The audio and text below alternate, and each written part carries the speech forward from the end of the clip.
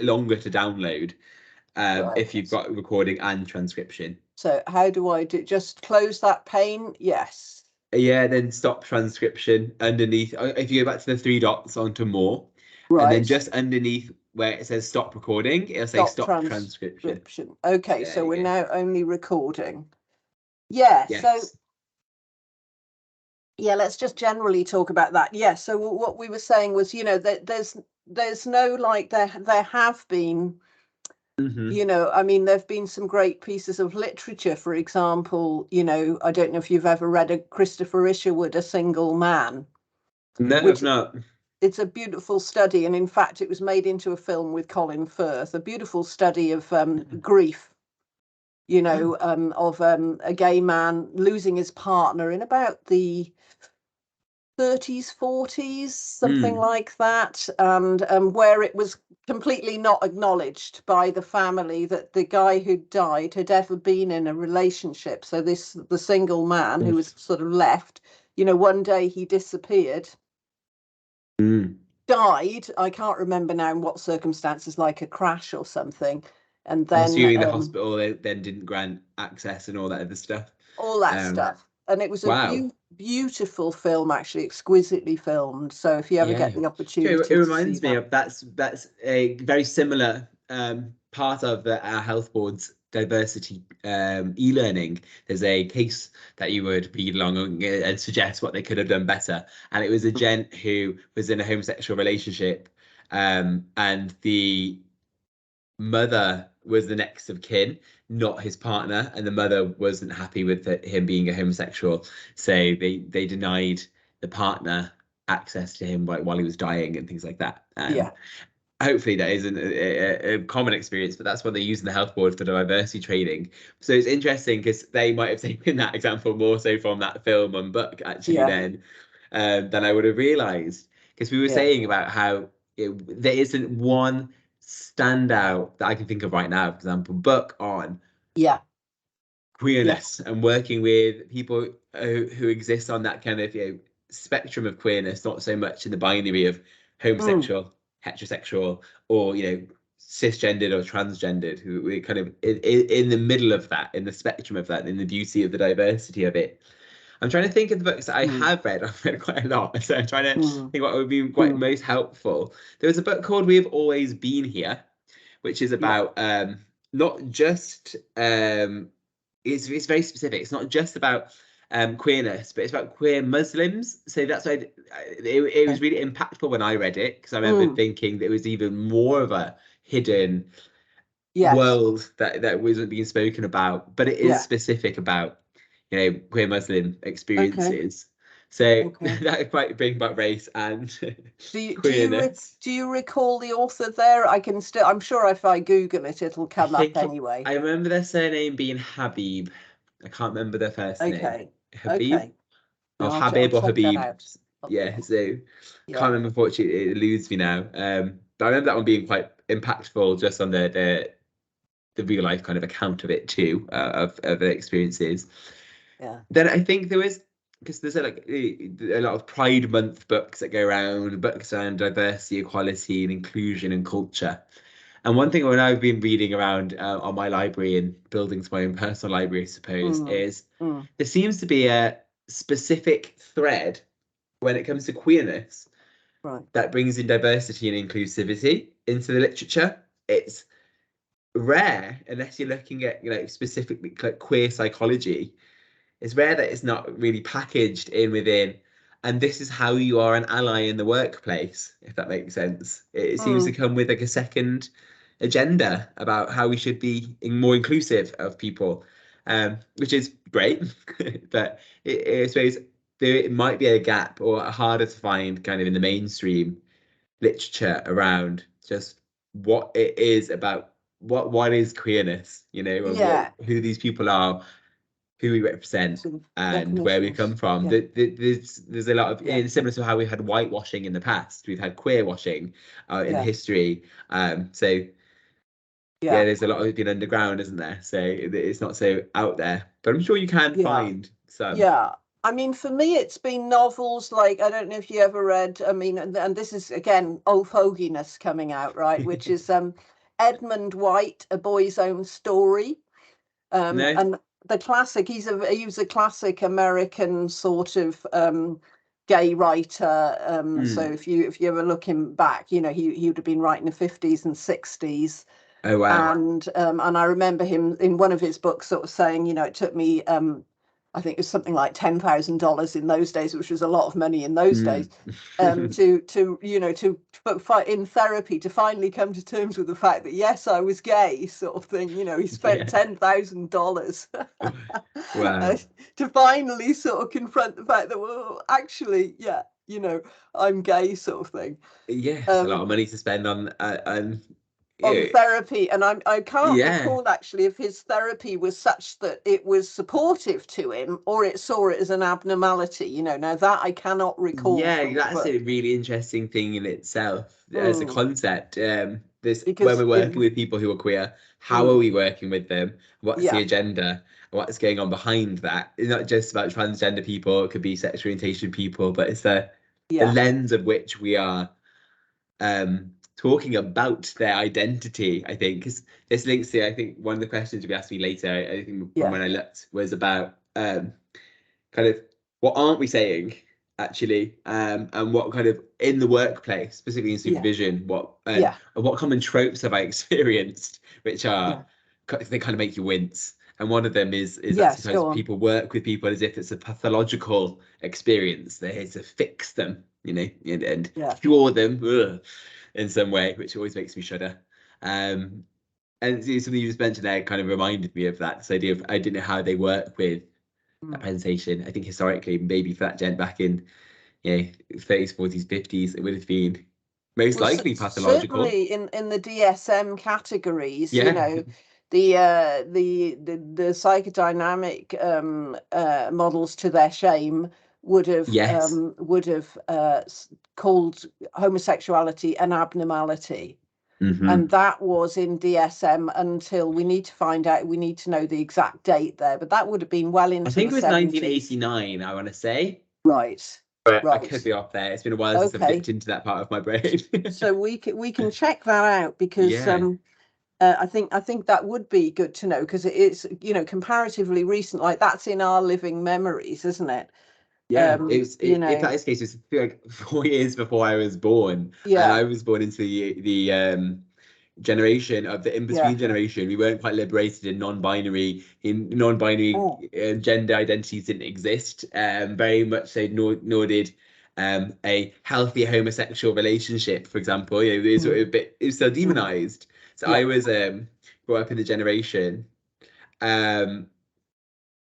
of, it's okay, we think, but we don't really talk about it. But it's okay if you are gay, but don't rub it in people's faces. You know, that was the narrative. You know, don't flaunt it, which is weird.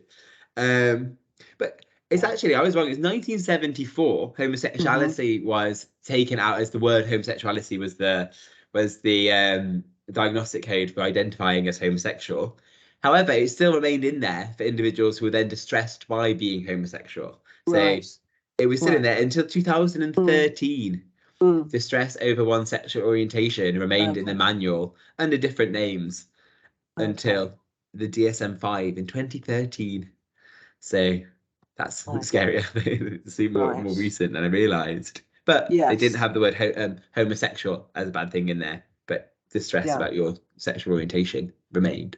Yeah, and if we're thinking about that, I mean, obviously, you know, you may get people who are attracted to children who would be distressed. Yeah. So that could be something that we would be concerned about. But that's completely different to, obviously, same-sex attraction, etc., you know, which is just an adult attraction, and, you know, sort of.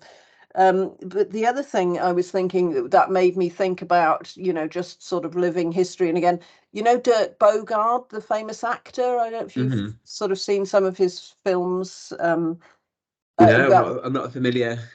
Right. Well, he was I imagine gay. quite older films, perhaps. Yeah. A very, very strong British actor. and he had a long-term partner, and he wrote a beautiful series of books as well. Not only was he a great actor, but he also was a very good writer. And I think his first book was A Postilion Struck by Lightning, right? And anyway, he's a beautiful writer, and blah, blah, blah, blah, and lived in the south of France for a lot of his adult life. Came over then and did films from time to time. You know, one of his most famous was The Night Porter with Charlotte Rampling in the early 70s. Okay. But he's done many films, including one about a gay lawyer in the 60s. But the interesting thing was that Bogard himself never really overtly came out. Interesting. I was going to say, but everyone, if you knew, you knew, because it wasn't hard to look into, I imagine. You know, it was alluded to perhaps, but never explicitly. Yeah. A close friend of Judy Garland's. And but he I mean, he's one for you to because he's such a, you know, all-round exceptionally talented man, really. And but he had his partner, I think. And in his Bogard, B-O-G. Bogard, so it's Dirk Bogard as opposed to Humphrey Bogart. So Dirk Bogard. Okay, yeah. So Dirk Bogard, Bogarde, and Google images came up on. I'll give that a read after, I think. Yes, life history. I think you'd like him. But anyway, his partner. I'm just trying to think of the name of his partner. So he refers to his partner in his book, but it's like his partner is like his friend who lives in the house with him in the south of France. You know, it's never acknowledged. Yeah, that was a full-scale sexual relationship. So I found it here. It's Anthony Forward. So it's really interesting. A man of his time, in a way, you know, stuck in his time in certain ways, but then he broke many barriers in other ways, you know. So it's interesting as well, because in that frame as well, it wasn't just pathologizing from a psychological point of view. It was also legal, the criminal acts if he were to engage in homosexual relationships. So that's really interesting as well, because that's in modern history, isn't it? In the past 60 to 70, maybe 80 years, which isn't that. It's really not that long ago. It's in our lifetimes, and it's worrying to an extent that newer generations don't realise it. It's like even myself. I'm nearly 30, so I'm not going to sit here saying that I know everything about history, because I don't. Of course. Olly. Yeah. Okay. Go on there. Go on. Within that, you know, I know that I've had to go out there and learn and read about queer history. There is a queer culture. There's a whole cultural identity out there that has been, I suppose, kind of, washed away from history in some respect, probably because of what we're talking about now. For example, criminalized, behaviors, being gay was criminalized and also pathologized. So it's obviously a bad thing, and it was you shouldn't do it. So I can understand why, but it's interesting because kids. I sounded old then. Kids these days, I'm gonna say it. Kids these days, generations are luckily being born into a more diverse and open narrative. Not that they may not be having that as a lived experience. Actually, unfortunately, I think the narrative we hold and people's lived experiences of being queer are different. In a nicer world on the internet, it seems they are, people have a better opportunity, and I'm sure they do in terms of support and understanding around it's okay to be gay and that's not going to be the end of the world. But they don't understand always the plight of which has had to have come before, and why it's so important that we don't stop having conversations like this, and why we don't stop acknowledging the hardships that we've come through as queer people. Yeah.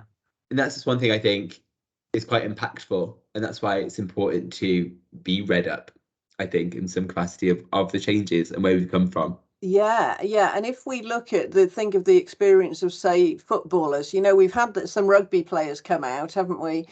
Yes. What's his name? That Welsh captain. Gareth Thomas, the Welsh captain. The Welsh rugby referee is also gay. Don't know his name. I'm going to say Glyn, but that's probably me being small-minded. I don't follow rugby enough. And he's a out gay man. The struggle in football, and that's the new still goes on. That's sort of still just simmering under the surface, isn't it? That I think people there's aren't only quite three out Premier League footballers, and I think this is my on my end, I'm just not very passionate about football or sport, so that my knowledge is capped to an extent.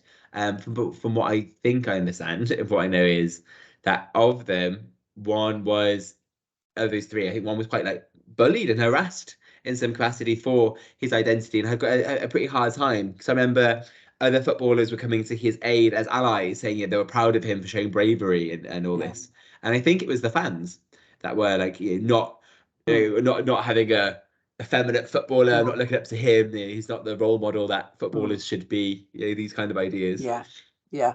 And that's really powerful. Because no matter how much we say it's okay and people are okay, there is a pushback, and it happens in whispers sometimes, and in the darker corners of organizations and of places, that it does explicitly. We like to say how inclusive we are and non-judgmental we are, but sometimes people have their own biases, their own beliefs about stuff. It shows up in racism, doesn't it? But the other thing that's sort of coming to light out in the football area particularly, and also I think rugby now, is the fact that the scouts, that there was quite a lot of paedophilia that went on in those, and the shame around that, that's also, the key word, I'd say. It's shame. I've been specializing kind of more so in my psychotherapy practice, actually, about working with the experience, the emotion of shame, linked to our sense of identity, linked to our personal experiences. So, kind of in that, kind of following this, if you think about the supervision 7-eyed model, actually, and taking kind of different viewpoints of different aspects of our lives and how that's contributed to our difficulties in the present moment. I've really drawn from that model, and within my psychotherapeutic work, I'm kind of meeting with people who are genderqueer or just identifying and struggling with their queerness in a way that they're seeking therapy for. And what I've noticed, I don't have empirical evidence here or data, but anecdotally, I'd say 8 out of 10 people are ashamed of themselves and are experiencing difficulties brought on by that sense of shame, or being shamed by another, or shaming themselves when nobody else is shaming them, because they're just so used to being ashamed that they just don't really feel okay without that, like that the kind of acknowledgement of, I'm not that good, or it's kind of remind myself those bad things I've done, keep myself small and keep myself.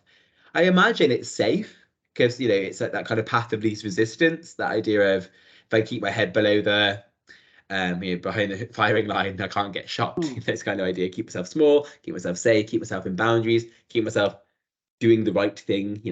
If I was drawing from a more like evolutionary psychology, think about the mammalian brain, the development of our kind of need for acceptance from the in-group, and all that. I can see the influences as to why people are feeling that shame, to keep themselves in line, keep themselves right, keep themselves correct and safe and all that.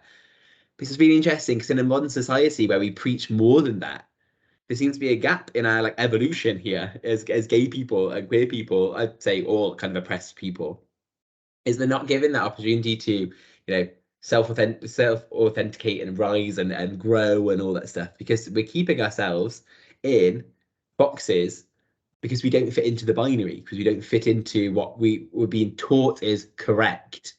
And I think that's a really big thing. So I suppose if then linking this to supervision, this is a really big thing that I explicitly have conversations with my supervisees, is their experiences of just shame in general, feeling ashamed of what that might have done for them, in some capacity, if it's relevant to the supervision. But then thinking, for example, if you have a queer client who is the center of this supervision session, taking a second to think, how do they feel about themselves, what shame they might be working with, and how that might be affecting their behaviors. And I think it's the best place as any to start, really, because it does seem to be quite common, unfortunately. And I certainly think in my own practice, where I've worked with people who've been, sexually abused in the past as children, for example, that and then coming to terms with being gay, as they sort of young adults, that you've got a double whammy because you're ashamed of the early sexual experience anyway. Yeah.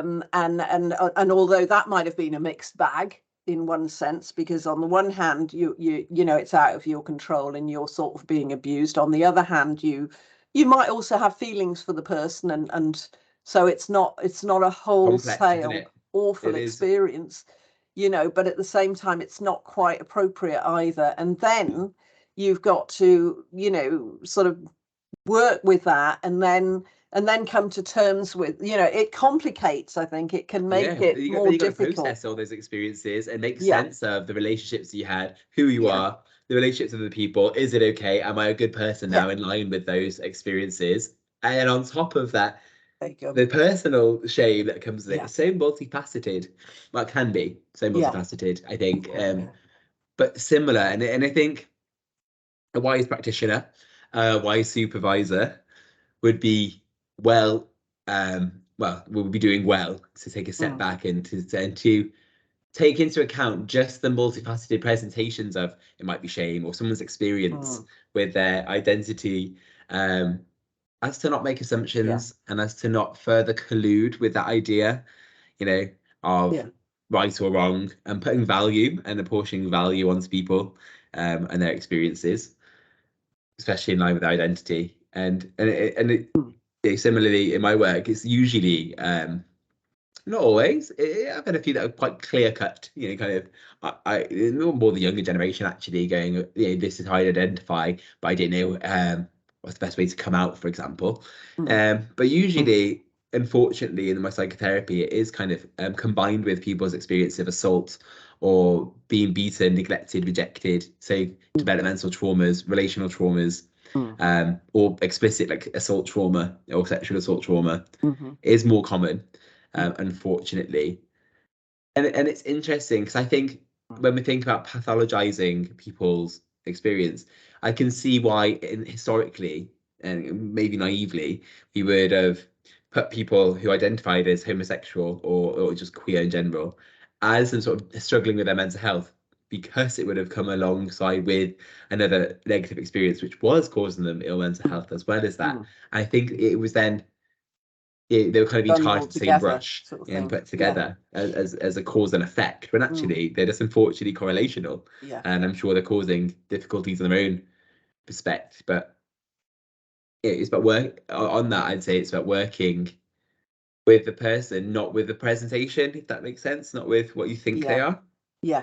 But just with what's going on. But as I would anyone, but I've come into learn that not everybody would actually when they work with people. No, well, it brings us back to the value of the person-centered approach, doesn't it? Of listening above all, really, to everything.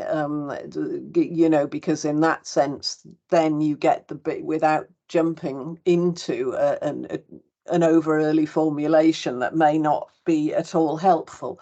But let me cover terms a minute, Olly, in terms of what you know and what I know, because I think that would be interesting to people listening. So, like, for example, you know, as I sort of shared with you, you know, when I was young, you know, quite a long time ago now, you know, there was gay, there was bisexual, there was straight, right? And there was the Kinsey scale, you know, which I discovered in my research, you know, as I came across clients of various orientations and so on, which I delighted with, because, you know, you got the Kinsey scale of 1 to 7. So at least here we had a continuum where, you know, you could actually talk to people. The first steps was actually deconstructing the binary and actually making it still binary, but with more integers along the way. Not either or anymore. You know, you could actually go up and down this continuum. And changes. And you know, that then you know, people didn't need to be completely hetero or completely gay in that sense. You know, they could sort of wander around the middle and so on, and go up and down it. Now, that was in the 60s, although it wasn't really talked about that much, you know, in the sort of 70s, 80s. I mean, amongst the cognoscenti it would have been, but not really amongst the rest of the population, you know. So I think but he did do studies of thousands of people, and they did, you know, and of course, most people were quite, you know, the responses were sort of shocking at the time, but not to us now, of course, you know, where people did have a multitude of experiences with both sexes, sort of thing. Yeah.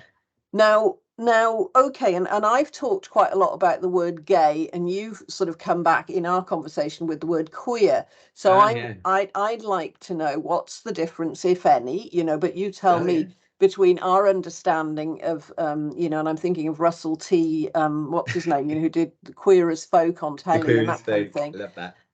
Yeah, so tell me about queer as you understand it, and how that compares and contrasts to gay, for example. Yeah, so gay would be an identifying kind of, I suppose, demographic around their sexual orientation of a homosexual man would be somebody who identifies as gay. You know, you could say gay or homosexual, or a homosexual woman, or lesbian. But you could also say gay lesbian, gay woman. Sometimes also gay, these days too. as for women. That's okay. Yeah. But queer is you know, it's a reclamation of a once oppressive term. Yeah. There's something very similar happening with the word faggot at the moment too, which hasn't been well received in the mainstream. Well, this is going to be judgy of me, but of the you know, the kind of the well-being warriors that you find online. You're like, you can't say faggot, who are people who've never been or don't identify as queer, have never been part of the LGBT, you know, society, but they are offended on the behalf of people because they know faggot is a bad word. So it's really interesting that word faggot in itself has got focused on online as you definitely can't say that, to the point where it was removed from most mainstream versions of Fairy Tale of New York.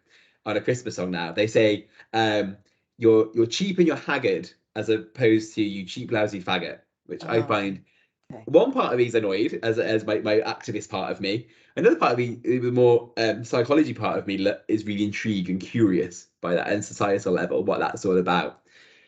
But so similar to that, queer, but the queer was a successful reclamation of it, most likely through examples like Queer as Folk, Queer Eye for the Straight Guy, which, you know, back in the 90s that was happening, and then we did it again for the newer generation of people. So queerness is like the umbrella term. Queer is that, you know, everybody that would fall under lesbian, gay, bisexual, intersexual, trans identifying, non-binary identifying, anybody that's LGBTQIA plus. So it's an umbrella term for everyone in that umbrella, as it were. It would be queer. So, for example, in Cardiff, there's a wonderful startup called the Queer Emporium, which is a social social enterprise.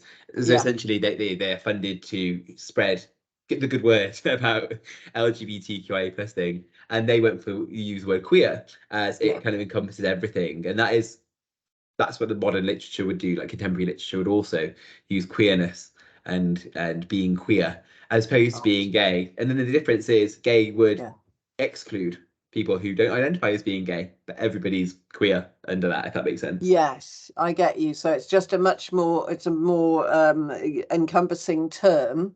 Yeah. You know, in that sense. And yes, and you know, I'm certainly I can go on. Oh, sorry, I was going to say about the Kinsey scale as well. It's something that, you know, I was aware of, but it's not very well known, actually. From basing off my education growing up and then going to university, I remember we did a topic about, it wasn't even called queer psychology then. I think it was gay psychology, maybe, or like LGBT psychology. But I remember we had a very short module about it. And we did one single theory, which is an evolutionary psychology, the kin altruism theory. They didn't really speak about the Kinsey scale. They didn't really speak much about the acknowledgement of it being a spectrum and it being different. And this was only 2011, mine. This is only like 12 years ago. And they didn't really speak very openly as we would do now around the acknowledgement of it being a spectrum, it being, you know, people's sexual orientation, as per, you know, so the Kinsey scale was initially getting at, really, but they've really opened it up to even more so of a fluid, where there's like there's not set integers on it, it's completely a fluid spectrum where you do ebb and flow, and you can exist on there and shift during your lifetime. Again, very similar to what the Kinsey scale was saying.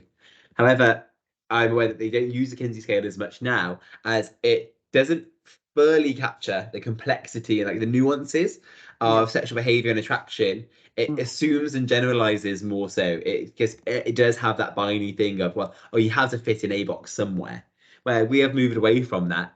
But I think it was revolutionary because it was right. Go back into the 50s that no one's explicitly gay, no one's explicitly straight. People have experiences. Just interesting the way we talk about it and the way we frame people's experiences. They had to be pigeonholable, and they had to be and the way understandable, digestible. Yeah, the way it's evolved. Now, there were a couple of further terms that I wanted to cover with you, but let me. All right, so there's two ways we can go here. So there's one which is just looking at the supervision. What have you come across where you felt the need to challenge, or you've noticed but haven't been able to quite challenge because maybe you haven't had the words for it at the time, but you've just sort of seen it? Sometimes things sort of like you're not sure, and it's rubbing around for about 24 hours before you. I think I got one in mind that rubbed around for a bit more than 24 hours. It took me about a week worth of work to get addressed, actually. So I can answer both. On my end, I'm going to do is because my brain goes off 10,000 thoughts at once. I'm just going to write down one word that'll remind me the second part. Okay, gender queer, cool. I'll come back to that one. So that's the second part. The first bit, say experiences that have made me say something, and in supervision, and it is one that I'm very passionate about. So I'll be mindful not to get too irate, I think. But it's this phenomenon that I'm probably a bit overly sensitive to now, because it rubs rubs me the wrong way, which is when people will come to me just because I identify as non-binary in my gender. I present as a male, and people assume I'm a man, which is fine. I'm not here to cause any drama of that, really. But people come to me knowing that I identify as genderqueer with anything that's got anything to do with anybody if they're queer. When actually, the thing that rubs me up the wrong way is the question they're asking has nothing to do with this person's queerness. The practitioner or the supervisor or whoever it is that's coming to me for advice is actually scared or apprehensive in some capacity of like this kind of hot potato, I don't want to get it wrong. So they're coming to me very lovingly, wanting to do the best job for this person. But what annoys me is they don't understand that actually they're just colluding with this worldview, that this person has significant different needs, and they need a softer touch, and I can't deal with them like I would everybody else. Like, I need to really be gentle here, when they're just another human being, just as resilient as anyone else. Right. And it's usually they come to me, I've got this client because he's gay, but he's struggling with because he hasn't eaten in days because his OCD behavior, for example, is really exacerbated because somebody tried to break into his house last week. And I go, what part of that's got to do with him being gay? And they're like, oh. And I'm like, what would you tell your other client that? Oh, they'd say this, and that. Yeah. So why aren't you doing that?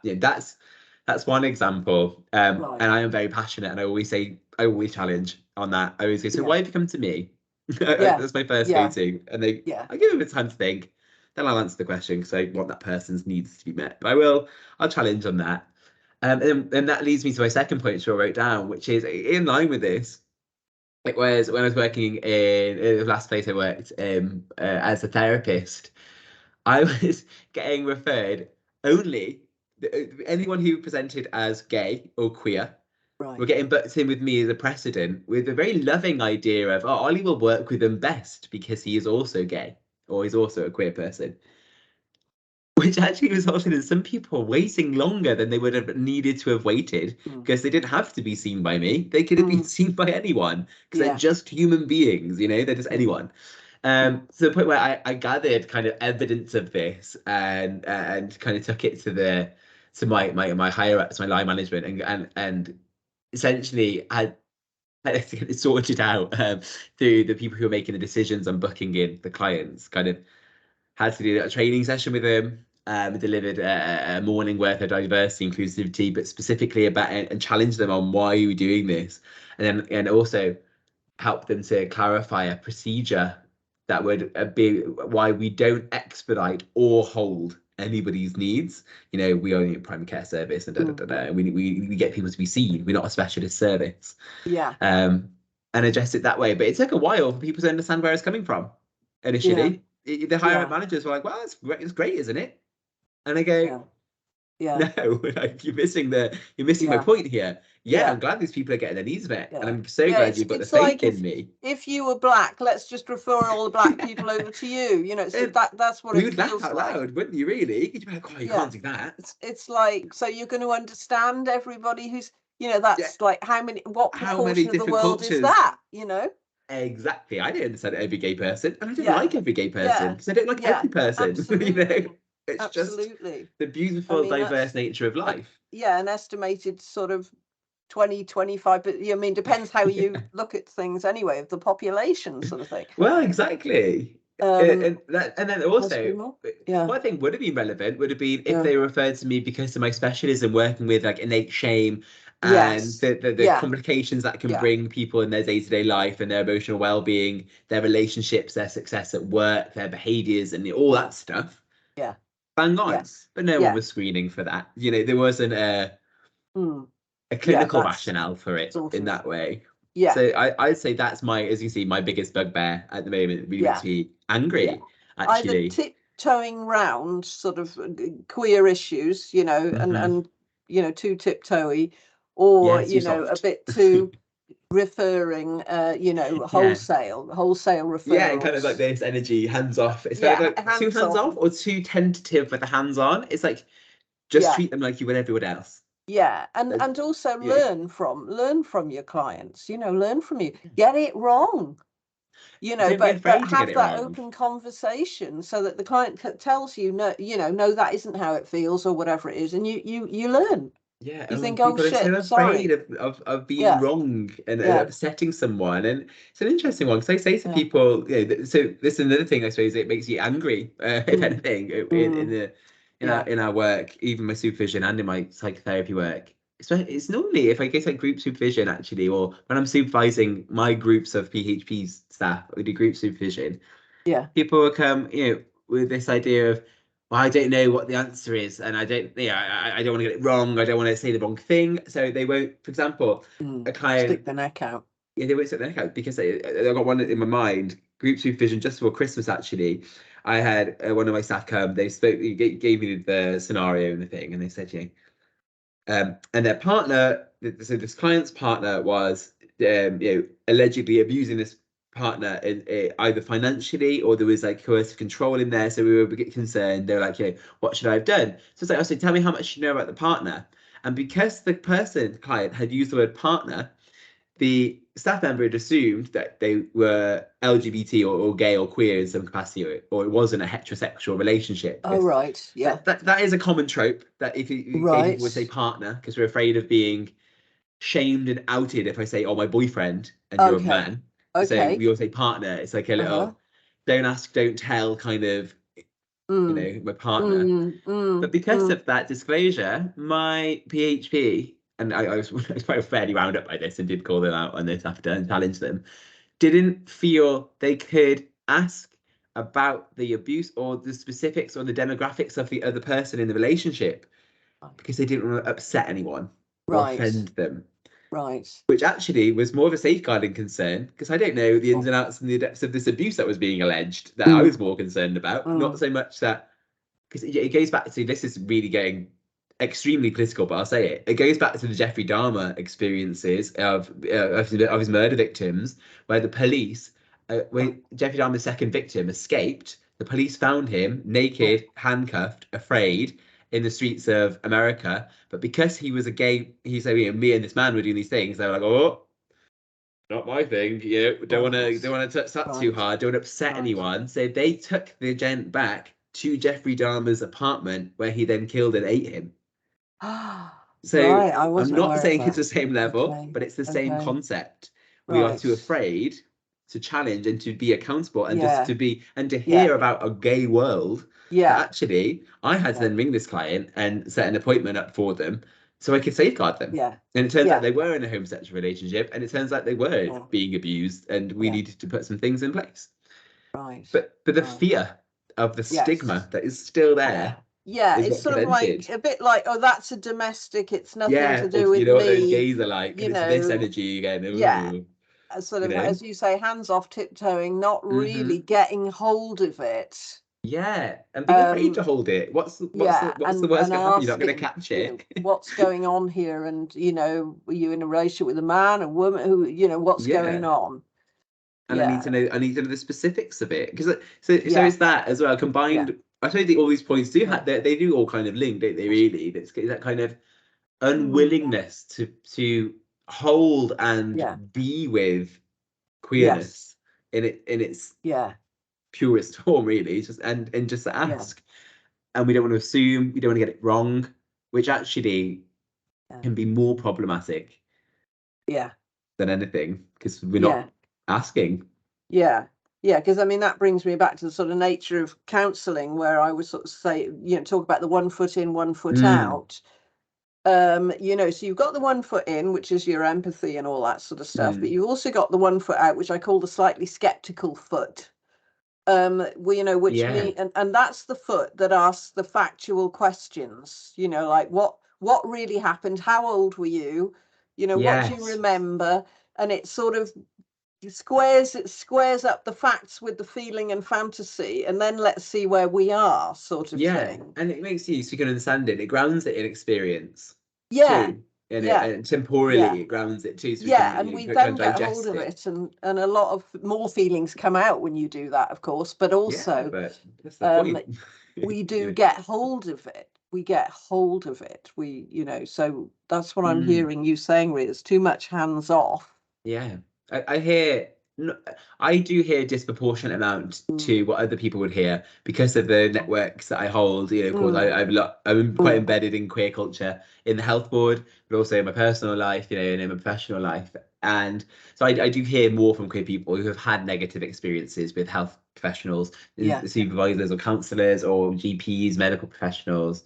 But usually the common thing is, I just want someone to treat me like they would anyone else and just talk to me. Right. And not judge me, not ask me questions that feel judgy, that are biased and coming from that person's frame of reference. They just want to be heard. So even recently, I'm changing my own GP, as I had an appointment with my GP for my own personal health, that I'm aware of what might be going on, so I won't speak to him about it. The GP wouldn't. He essentially refused to listen to me, refused to refer me for onward specialist kind of scan, which I'm laughing at now because I've sorted it. That's why I'm finding it funny now. I would not find it funny a month ago. Where I said to him, well, me and my partner, I said me and my fiance, Tomek, it was the man's name, of course. As soon as I said that, my GP went, and I went, oh God, here we go. And it's an also common situation and an experience in health, healthcare, that he pigeonholed me, and he said to me, well, statistically, you're most likely going to have chlamydia, which I had not gone anywhere near the appointment for this at all. And he just started talking to me about chlamydia. And he said, well, statistically, in gay men, you're most likely going to have chlamydia than anything. And it had nothing to do with my presentation, nothing to do with anything I was there to do. To the point, he said to me, I was like, I'm so confused why you're talking to me about chlamydia. And he went, no judgment, no judgment. And then I said, okay, I used to specialize in work in sexual health. My understanding of that is there's no way, I can guarantee there was no chance I had chlamydia, apart from if my partner was cheating, and I know that isn't the case. And he went, well, you never know with gay men, do you?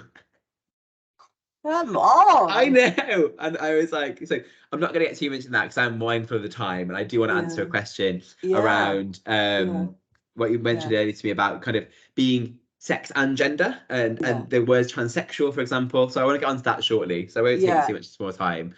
But my point is, even someone who as clued up and as passionate and as an advocate as I am, I was still stumped in that moment that I found it hard to challenge him until after. I left kind of flabbergasted. So I had to email the practice manager and formally complain, because I was like, that's just happened in 2023. Well, the end of 2022. No, that's No, it makes me sigh with a kind of not resignation, but just a deep sigh of a slight depression, when I hear that sort of thing. I was sort of suspended in disbelief. I genuinely was like, this didn't just happen.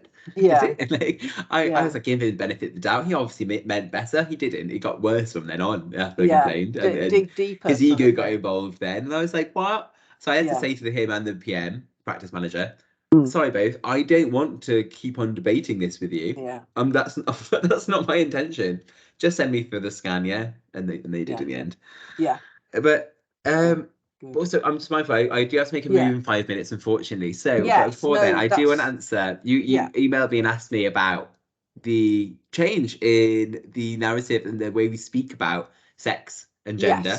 They used to be quite separate, and they still are. They have been interestingly misconstrued, though. So why by that? I'm going to answer it in 2 layers. The formal, the evidence, and empirical evidence. The other thing I want to say, because we may need a bit longer on that, is let's have another sort of half an hour. Let's set up another half an hour at some point as well, so that we can just kind of So go on. I'd love to, because this in itself, as I say that, this is a big thing in itself too. It is a big thing. So I would love that. Yes.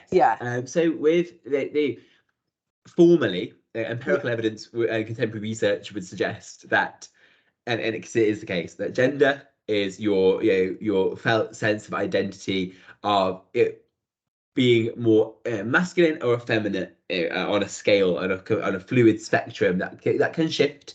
Where we used to assume the gender was, as sex is. We used to assume gender was prescribed and it was fixed, like your biological sex. We've come to realize that that is not the case, and that actually sex is more. It is only binary. It's a scientific classification. It's a biological. It's a biological basis. So it's based off your biology, by your chromosomes, X and Y chromosomes, XXY and XX, or XYY, for example, which is what we used to call people who are intersex. So we still have that under LGBTQI. That's what the I is. It's intersex. Right. That's somebody back in the day. We would have called somebody intersex if they had perhaps a penis and a vagina, or if they had a vagina and testes, perhaps, or if they had testes inside. That they weren't aware of. Born with a range of parts. Hermaphrodite is the old Greek kind of influence word that we have, that we might use in kind of not so contemporary literature. We might say hermaphrodite. So that's the sex part of it, because that's the fixed, more binary. So it's not just man, woman, though. It is man, woman. There's some really horribly cheesy kind of nicknames given to people, but I'm going to go with like the XXY chromosome and XYY chromosome. Some call them supermen and tall women and things like that. It gets a bit messy when you start using like the kind of anecdotal terms for them. So what I'll go with is man, woman. You got intersex as the cover of the less binary sex, but it is based off your biology. It's based off the kind of outward presentation, I suppose, of your genitals. So I identify as a man. You've got your biological sex that you're born with. And then you've got your gender that you identify with, and you feel, and the two things may or may not meet. Exactly that. Usually, so that's why we have transgender and cisgender. So cis would denote that it's not changed. It's all about the way that we use the narrative and the way we talk about the phenomenon of transgenderism as well. So if we say cisgender, or those who are denoted male at birth, who identify as female, for example, now, that would be a trans female. So it's somebody that was born and assumed male. We always say assumed because a baby's not going to know their gender, their felt gender. That we're going to be able to see them and sex them. They're biologically with the male biological parts. Exactly, and assign them a sex. But from that, gender then seems to, because it grows, and when it's around, I think the research suggests it's around like 7 years old to 9 years old when we start getting a bit more of a sentience around the world around us, and that we are part of the wider system, and other people react to us And what that means is we start getting object permanence and those concepts. We start getting a sense of self. That's when our gender and all of our sense of identity start developing. And that's why, adolescents, we start exploring them. And it's usually why teenagers or younger people aren't so bothered about having longer hair if they're male, for example, or trying things off, and then nothing's so concrete. It's not so fixed part of your identity. But gender will start from there. And that's what the difference would be. Gender is non-binary completely. It's as fluid as anything. People can change. People might think one way a couple of years, and they might shift as their experiences shift them or change them. But how do you feel then, Olly? Yeah, no, and I've had to read up on this because it's been it's a real debate, isn't it, at the moment? It is. The trans debate, and that one of the things that has been sort of identified, really, I've got it here actually, in a book by Helen Joyce called Trans, but I can sort of see, and I'll just talk it. There's strong evidence. There's evidence of a strong link. I'll just read it out to you, between early gender nonconformity and adult homosexuality. So in other words, that we're not, as you sort of, I mean, what I would say is young, anima animus, really, but that people don't conform to stereotypes necessarily. Some people do, but the gender stereotypes as have been traditionally understood. So what she's saying here is that there's evidence, there's been studies done that a strong link between early gender nonconformity and adult homosexuality.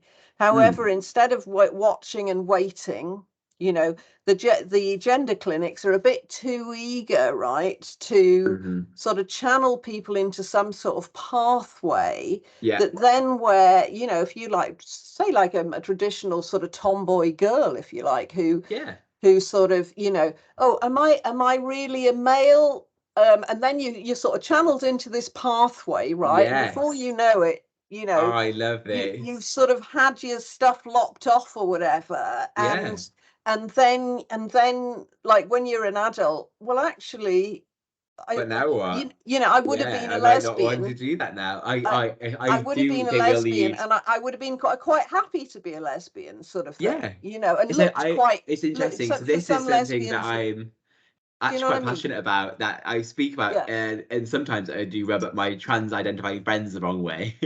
Which is the devil's advocate part of me will suggest that actually it depends. It's a little bit. It will need. We could do this for hours, I think. But I suppose in short, what I would say is that it is of my understanding that sometimes, I would say more so in America, kind of systems, more westernized systems too, where we would try to use stereotypes, use kind of trends we might notice. For example, those who identify as like non-gender conforming young people may identify as gay when they're older, or different sexual orientation. I can see that, or transgender. I can see the rationale for that. But I think when we start taking that as gospel and as truth, and prescribing the outcomes people without actually being with them in the moment and helping them make their own decisions, we do run the risk of people making mistakes.